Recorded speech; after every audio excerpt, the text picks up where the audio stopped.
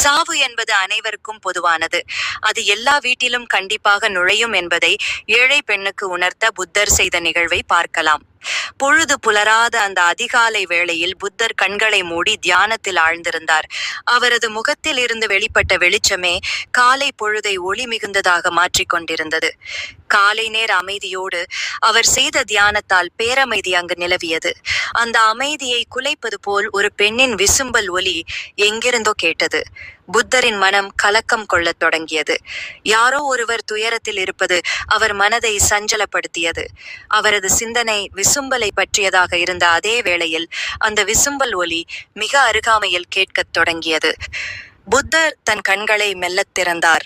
அவர் எதிரே ஒரு அபலை பெண் கையில் ஒரு சிறுவனை ஏந்தியபடி கண்களில் கண்ணீர் மல்க நின்றிருந்தாள். என்ன என்று கேட்பது போல் இருந்தது புத்தரின் அருள் விழி. அதை கண்ட பெண் அவர் முன்பாக மண்டியிட்டு தானாகவே தன் துயரத்தை கூறத் தொடங்கினாள். சுவாமி, பறிகொடுத்து விட்டேன். என் வாழ்வின் ஒளி என்று நான் நினைத்திருந்த என் அன்பு மகன் மாண்டு விட்டான். இனி நான் யாருக்காக வாழ்வது? இனி எனக்கு யார் பாதுகாப்பு என்று கதறினாள். தொடர்ந்து வெகுநேரம் அவள் கூறிய வார்த்தைகளை யாதொரு மறுமொழியும் கூறாமல் செவிமடுத்து கேட்டுக்கொண்டிருந்தார் புத்தர். அவர் முகம் சலனமின்றி தெளிந்த நீரோடை போல் காணப்பட்டது. அவர் தனது புன்னகை இதழை பிரித்து, இது எப்படியம்மா நிகழ்ந்தது என்றார். கொடிய விஷம் கொண்ட கருநாகம் தீண்டிவிட்டது.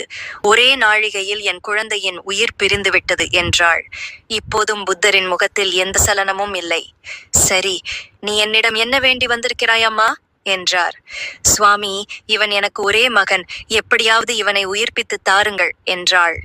புத்தர் தன் முகத்தில் ஒரு மெல்லிய புன்னகையை இழையோட விட்டார். பின்னர் அவசியம் செய்யலாம் என்றார். அதை கேட்டதும் அந்த தாயின் அழுகை சட்டென்று நின்றது. பரபரப்புடன் முகத்தை துடைத்துக் கொண்டாள். புத்தர் தொடர்ந்தார். உன் மகனை நிச்சயம் நான் உயிர்ப்பித்து தருகிறேன். அதற்காக நீ செய்ய வேண்டியது ஒன்றே ஒன்றுதான். நீ போய் இதுவரை சாவு என்பதே இல்லாத ஒரு வீட்டில் இருந்து ஒரே ஒரு பிடி கடுகு வாங்கி கொண்டு வா. அது போதும். மற்றவற்றை நான் பார்த்துக் கொள்கிறேன் என்றார். அவள் ஓட்டமும் நடையுமாக விரைந்தாள். ஒவ்வொரு வீடாக ஏறி இறங்கினாள். ஒரு பிடி கடுகுதானே? அவசியம் தருகிறோம் என்று சொன்னவர்களில் பலரும் அடுத்த கேள்வியான வீட்டிலேயே ஏதாவது சாவு உண்டா என்பதற்கு கதை கதையாக கூறத் தொடங்கிவிட்டனர். ஒவ்வொரு துக்க கதை இருக்கவே செய்தது.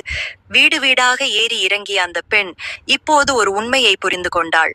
நேராக புத்தரிடம் வந்தவள், உண்மையை உணர்ந்து கொண்டேன் சுவாமி. சாவு என்பது அனைவருக்கும் பொதுவானது. அது எல்லா வீட்டிலும் கண்டிப்பாக நுழையும் என்பதை புரிந்து கொண்டேன்.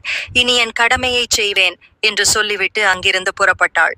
இப்போது புத்தரின் முகத்தில் அதே புன்னகை தழும்பியது.